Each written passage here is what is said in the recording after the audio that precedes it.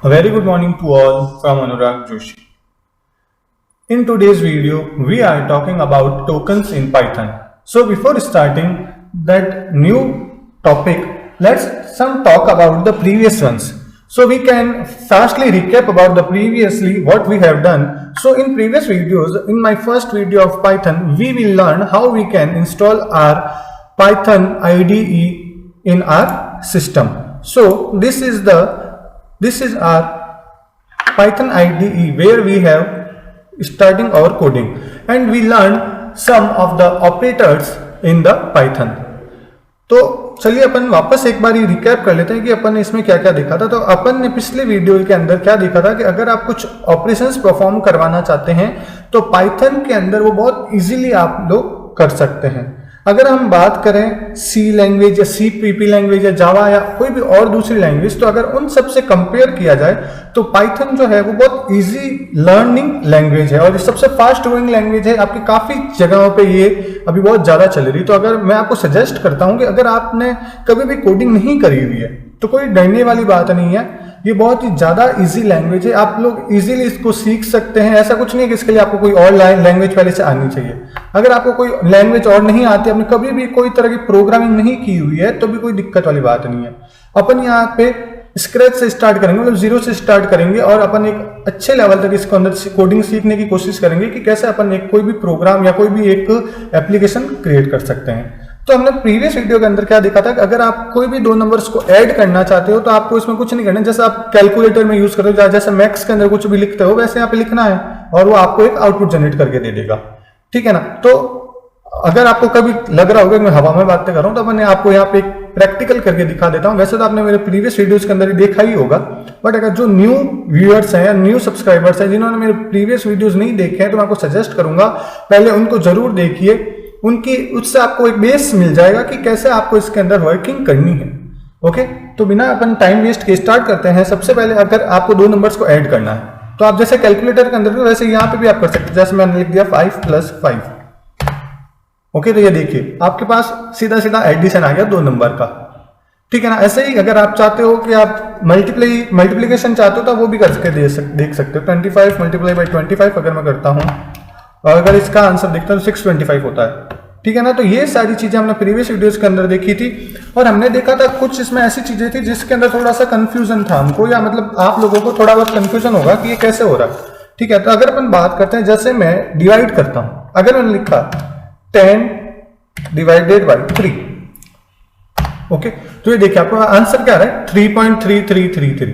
अब इसका क्या मतलब, इतना सारा ये 3.33 क्यों आ रहा है जबकि आपके पास आंसर आना कैसे चाहिए था मैं आपको बताता हूं।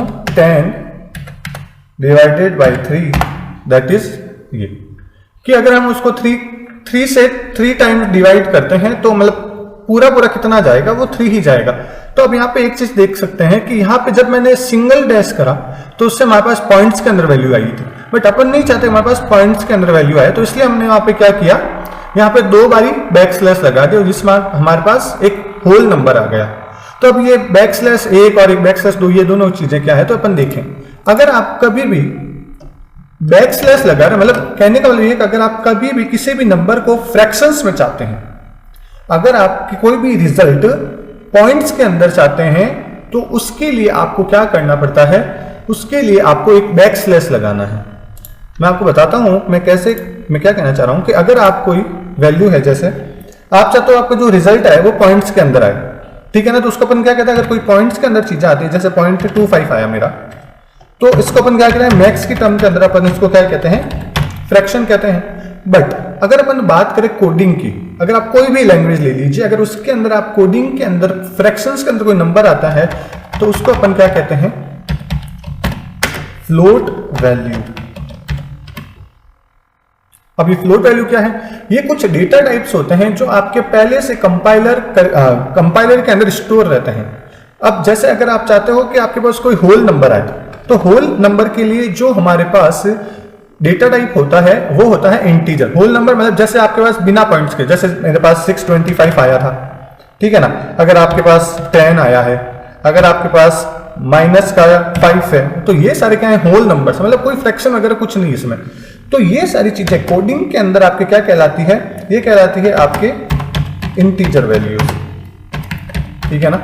मैक्स अगर होता तो उसके अंदर इसको होल नंबर कहते हैं, बट अगर अपन बात करें किसी भी लैंग्वेज की कोई भी कंप्यूटर लैंग्वेज की बात करें तो उसके अंदर आपके क्या कहलाएंगे, इंटीजर वैल्यूज कहलाएंगे, ठीक है। तो अगर अपन पाइथन के अंदर कोई भी आंसर्स को अगर अपन होल नंबर्स के अंदर चाहते हैं डिवाइड करने के बाद, तो उसके लिए अपन को क्या करना पड़ता है, 2 बारी बैकस्लैश का यूज करना पड़ता है। आई बात समझ में। तीसरा होता है आपका डेटा टाइप, जो सबसे ज्यादा यूज होता है वो होता है कैरेक्टर। अभी कैरेक्टर क्या होता है, तो अगर आप कोई भी चीज अल्फाबेट्स के अंदर चाहते हैं, ठीक है, तो उसके लिए आपको जो डेटा टाइप यूज करना पड़ता है वो क्या कहलाता है, आपका कैरेक्टर कहलाता है। इंग्लिश, अगर मैं सीधी सी बात करूं, इंग्लिश लैंग्वेज के अंदर आप जिसको भी वर्ड्स कहते हैं या जिसको आप अल्फाबेट्स कहते हैं, उन सारे अल्फाबेट्स को हम क्या कहते हैं, सी लैंग्वेज के अंदर, मतलब पाइथन या कोई भी प्रोग्रामिंग लैंग्वेज के अंदर वो क्या कहलाता है, आपका कैरेक्टर कहलाता है, ठीक है। यहां तक कोई दिक्कत नहीं है। चलिए मैं इसको हटा देता हूं, वापस अपन कोडिंग के अंदर बात करते हैं अपन। तो अब अपन क्या करते हैं, जैसे हमारे पास आपको समझ में आ गया होगा कि अगर मैं एक सीधा सा डिवाइड करता हूं और एक बार बैकस्लैश करता हूं तो इससे क्या फर्क पड़ता है, तो जो आपके बैकस्लैशेस वाले होते हैं ये कहलाता है आपका इंटीजर डिवीजन, और जो आपका एक बैकस्लैश है अगर आप वैसा करेंगे तो वो कहलाता है आपका float division. Okay, I hope आपको यहां तक कोई दिक्कत नहीं रही होगी।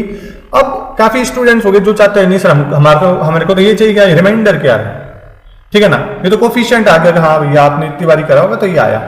तो अब अगर आपके माइंड में ऐसा आ रहा है कि इसका रिमाइंडर क्या रहेगा, तो उसके लिए आपको क्या करना पड़ता है, एक नया साइन मैं आपको बता रहा हूं, ये है, आप सभी इससे वाकिफ होंगे, कोई दिक्कत वाली बात नहीं है।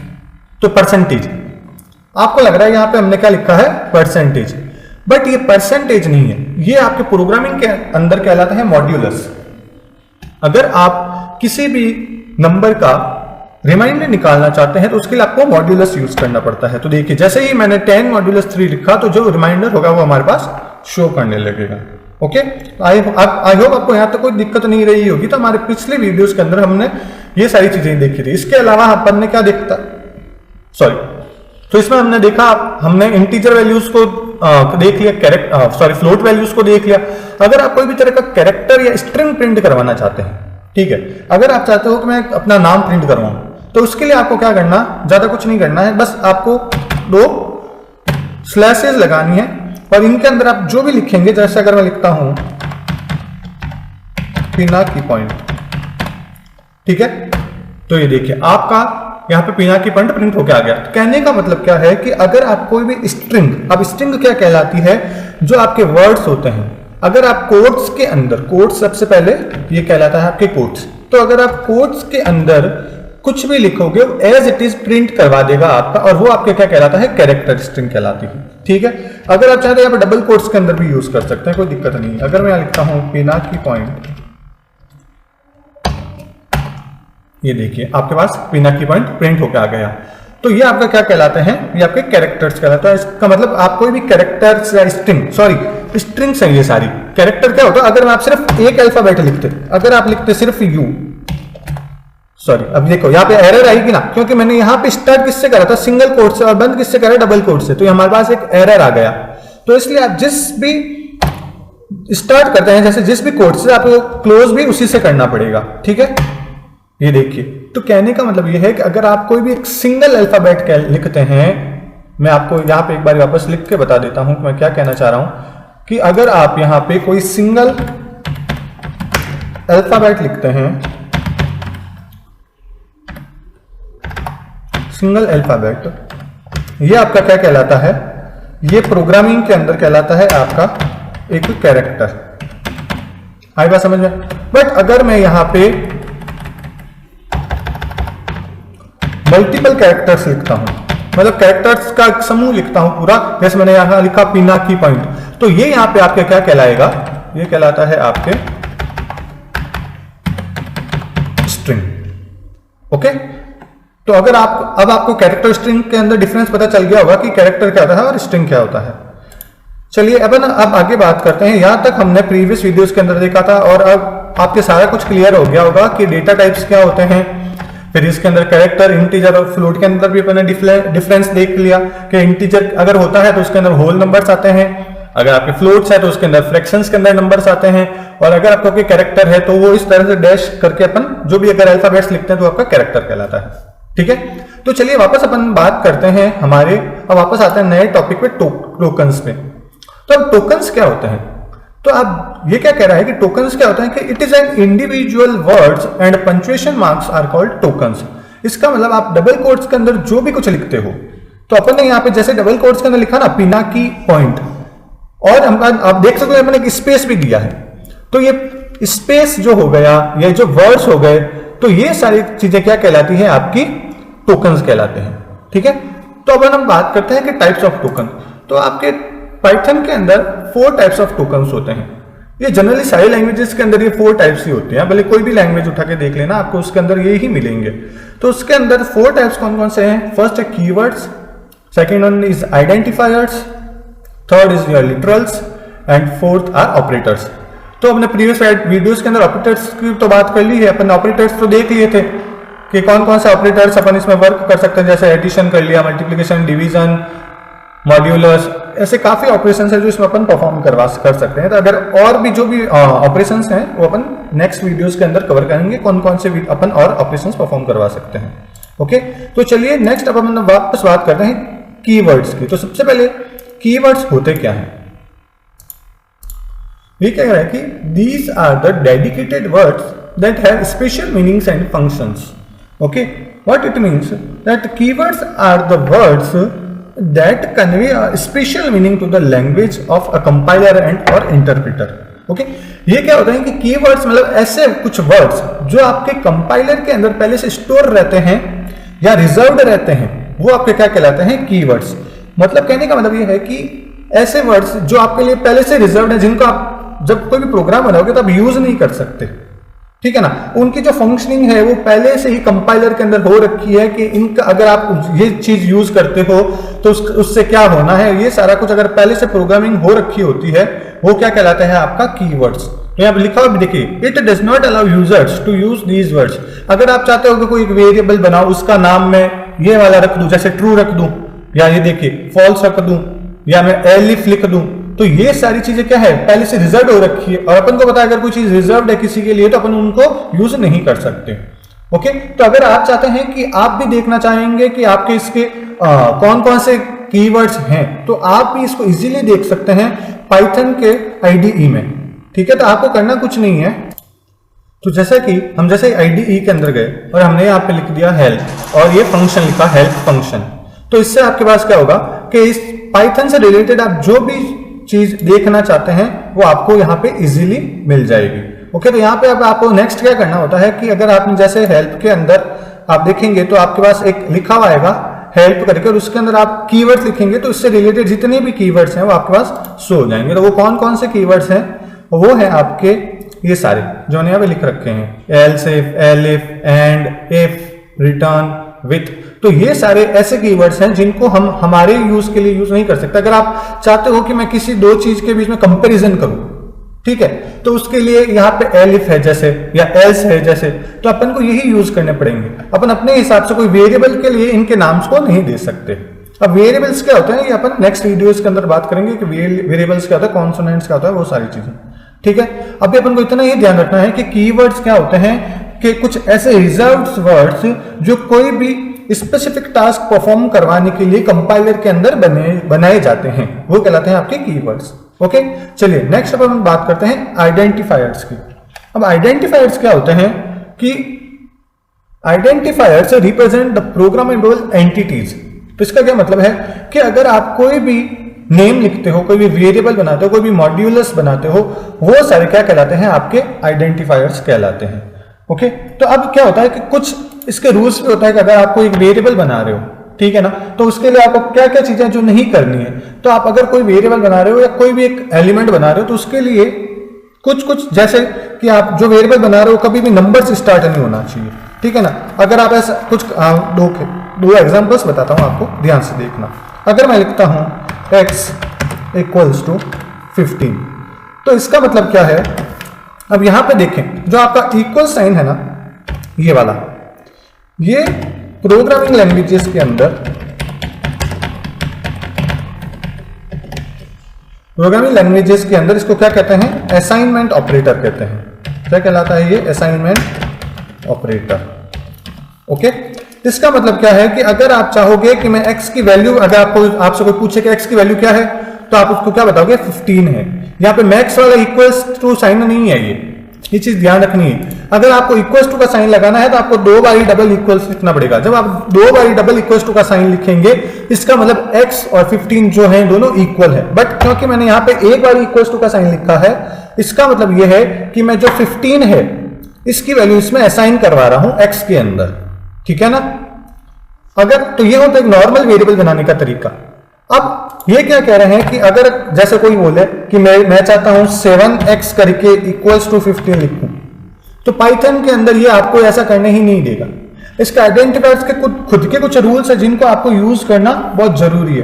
तो जैसे आप कोई नंबर के साथ कोई वेरिएबल लिख रहे हो तो आप ऐसा नहीं कर सकते, ठीक है ना। अगर आप यहां लिख देते हो जैसे एज इक्वल्स टू 15, तो इसमें भी एरर आएगा। इसमें एरर क्यों आएगा, क्योंकि हमें पता है एज जो है वो एक तरह का कीवर्ड है जो पाइथन के अंदर पहले से यूज्ड और रिजर्व्ड है, तो इसको भी आप नहीं कर सकते, ये भी आपको एक एरर देगा, ठीक है ना। तो ये कुछ रूल्स होते हैं आइडेंटिफायर्स के जो आपको पता होने चाहिए कि जब आप कोई भी वेरिएबल बनाओगे तो आपको ये सारी चीजें उसमें यूज नहीं करनी है। हम बात करते हैं स्ट्रिंग के बारे में। तो स्ट्रिंग क्या कहता है, the string is a sequence of characters defined between quotes, okay, both single and double quotes. तो हमने अभी क्या देखा था यहाँ पे कि पाइथन के अंदर कि जैसे ही अगर आप कोई भी चीज को कोट्स के अंदर लिखते हो तो वो आपके क्या कहलाती है, एक स्ट्रिंग कहलाती है। अब अगर आप उसको एक सिंगल कोट्स के अंदर लिखिए या डबल कोट्स के अंदर लिखिए, इट डजंट मैटर, वो दोनों क्या कहलाएंगे, आपकी स्ट्रिंग कहलाएंगी। तो देखिए अब अगर अब आप इस डबल कोट्स के अंदर, सिंगल कोट्स के अंदर कुछ भी लिख दीजिए, जैसे मैं आपसे क्वेश्चन पूछता हूं, आप लोग इसका आंसर करेंगे। अगर जैसे मैंने लिखा डबल कोट्स के अंदर 1 2 5 3 5, ओके, तो आप कमेंट करके बताएंगे। इसको पॉज कीजिए वीडियो को, आप 5 या 10 सेकंड के लिए सोचिए कि अगर मैंने यहां पे कुछ लिखा है तो आपके पास प्रिंट होकर क्या आएगा। अगर आपने गैस करा है कि ये एक स्ट्रिंग है तो एकदम आपने सही कहा, ये भी एक स्ट्रिंग ही कहलाएगी। कहने का मतलब क्या है कि अगर हम डबल कोट्स के अंदर भले फिल नंबर्स लिखें, इंटीजर्स लिखें, भले फ्लोट लिखें या कैरेक्टर तो लिखते ही हैं, तो भले नंबर्स लिख लेंगे भले या कुछ भी आप लिख लीजिए, वो सारी चीजें यहाँ पे आपके क्या कहलाएंगी, स्ट्रिंग ही कहलाएंगी। जैसे अगर आपको डेट ऑफ बर्थ लिखनी है अपनी, ठीक है, तो अगर आप ऐसा लिखते हो डबल कोट्स के अंदर, जैसे मैं लिखता हूं 10/10/2000, ठीक है, और मैंने इसको अब एंटर करा, तो ये देखिए आपके पास 10/10/2000, तो ये भी क्या कहलाएगी, स्ट्रिंग ही कहलाएगी। क्योंकि हमें पता है कि अगर कोई भी चीज हम डबल कोट्स के अंदर यूज कर रहे हैं तो वो एज ए स्ट्रिंग ही ट्रीट की जाती है, ठीक है। अब देखिए अगर एक चीज आपको दिखाता हूं वापस, अब डबल कोट्स और सिंगल कोट्स के अंदर जो डिफरेंस है, कैसे काफी स्टूडेंट्स ऐसा सोच रहे होंगे कि अपन अगर दोनों चीजें एक ही चीज काम करती है तो अपन इनका यूज ही क्यों कर रहे हैं, ठीक है ना। तो अब यहाँ पे इसका एक आपको बहुत अच्छा आंसर मिलेगा कि अपन ऐसा करते क्यों है। अगर सपोज करिए मैंने सिंगल कोट्स के अंदर लिखा this is Ram's cycle, okay, और मैंने डबल कोट्स, देखिए मैंने डबल कोट्स स्टार्ट करा, दिस इज राम्स साइकिल, और डबल कोट्स को क्लोज करा और एंटर करा, तो ये देखिए यहां पे क्या आ गया, सिंटैक्स एरर आ गया। ये आपको इनवैलिड सिंटैक्स बता रहा है। ये क्यों बता रहा है, क्योंकि हमने यहां पे क्या किया, एक डबल कोट्स यहां पे स्टार्ट करा, फिर एक यहां पे देखिए राम और एस के बीच में एक और कोट्स सिंगल कोट्स लगा दिया, ठीक है ना।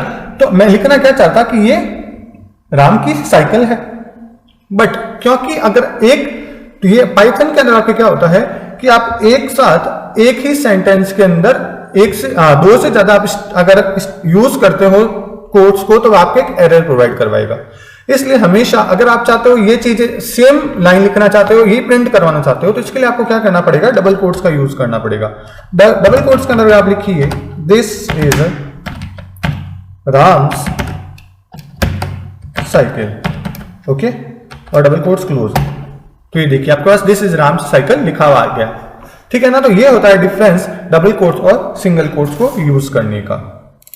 तो अब अपन एक बात करते हैं कि फंक्शंस की हेल्प से अपन कैसे यूज कर सकते हैं। तो अब सबसे पहले फंक्शंस होते क्या हैं, तो फंक्शन क्या होता है, सेट ऑफ टास्क। अगर आप कोई एक ऑपरेशन परफॉर्म करना चाहते हैं, कोई भी चीज प्रिंट करवाना, जैसे आप कोई भी ऑपरेशन परफॉर्म करवाना चाहते हैं, तो उसके लिए आप कुछ जैसे रूल्स, जो भी आप उसके फंक्शंस लिखेंगे, जो भी आपको उसके कोड्स लिखेंगे, तो अपन एक जगह उसको block as a block of code जो होता है वो आपका क्या कहलाता है, फंक्शन कहलाता है।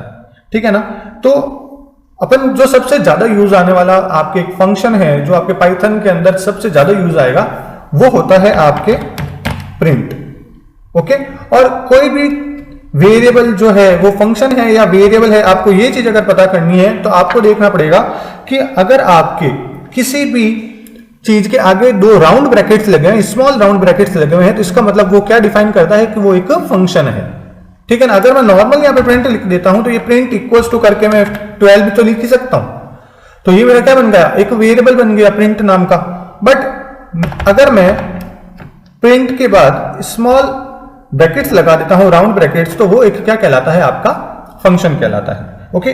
तो अगर आप इस फंक्शन के अंदर जो भी चीज लिखेंगे वो आपके प्रिंट होके आ जाएगी। अगर मैं यहां पे लिखता हूं जैसे कि पाइथन,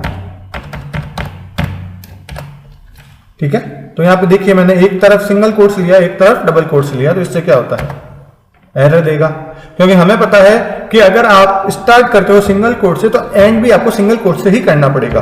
तो अपन क्या करेंगे, प्रिंट, और यहां पे अपन लिखेंगे सिंगल कोट्स के अंदर अगर मैं लिखता हूं पाइथन,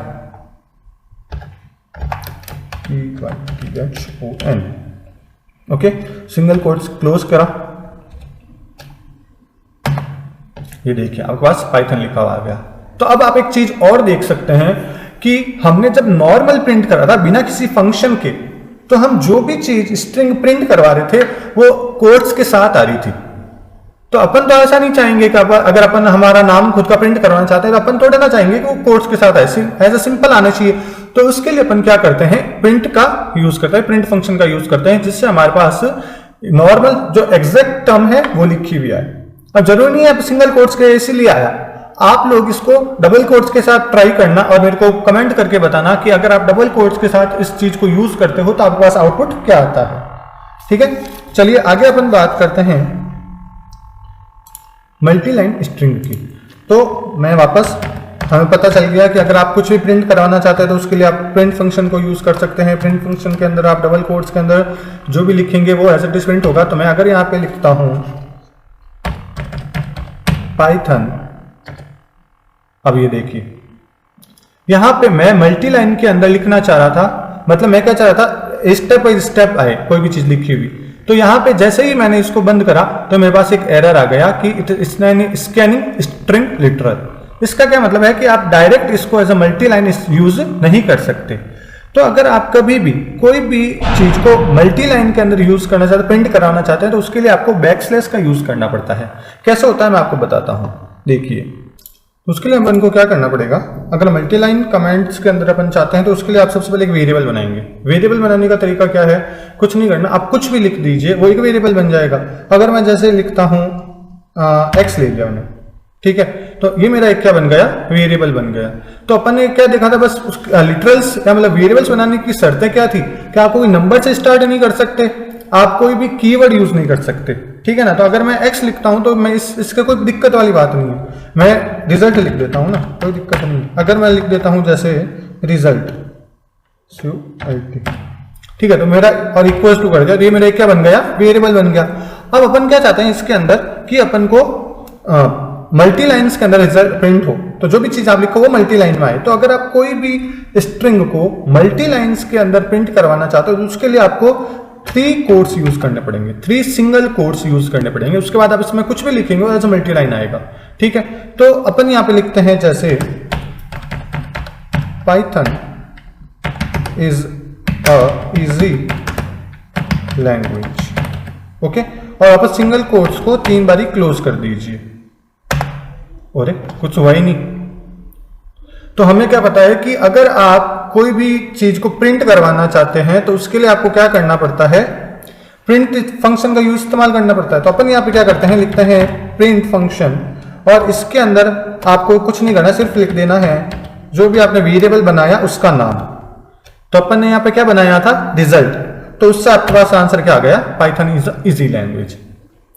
ठीक है ना। तो अब अगर आपके माइंड के अंदर एक डाउट क्लियर उठ रहा होगा कि यहाँ पे सर ने तो बताया था कि आप प्रिंट के अंदर जो प्रिंट फंक्शन उसके अंदर डबल कोट्स के अंदर लिखते हैं, बट सर आपने तो बिना डबल कोट्स के लिख दिया। तो मैं आपको वो भी बता देता हूं कि अपन ने ऐसा क्यों करा।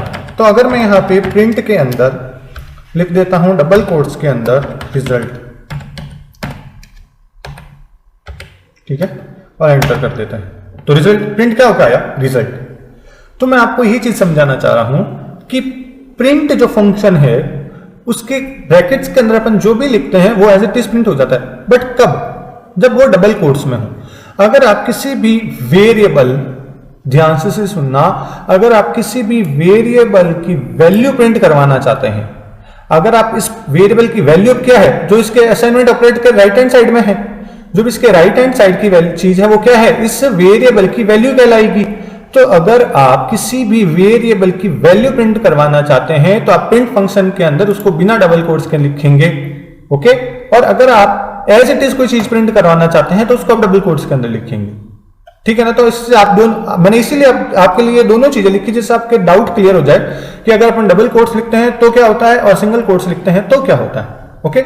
आई होप आपको यहां तक समझ में आई होंगी चीजें। मैं चाहूंगा आपको इस बार इसके बारे में और भी पढ़ें, आप नेट से हेल्प लेके पढ़ सकते हो। आप सबसे मेन और सबसे इंपॉर्टेंट चीज आप इनकी प्रैक्टिस करें। इसको कोई आपको बहुत टफ नहीं है तो आपको ऐसे कुछ सोचने की जरूरत नहीं है कि कैसे होगा कैसे नहीं होगा। आप लोग अपन खुद से ट्राई कीजिए और यकीन मानिए आप बहुत ही जल्द इस लैंग्वेज को सीख सकते हैं, ओके। तो मैं आज की क्लास यहीं पे एंड करना चाहूंगा और आई होप आप सभी को समझ में आया होगा और आप इसकी प्रैक्टिस करेंगे, okay. Thank you, have a nice day.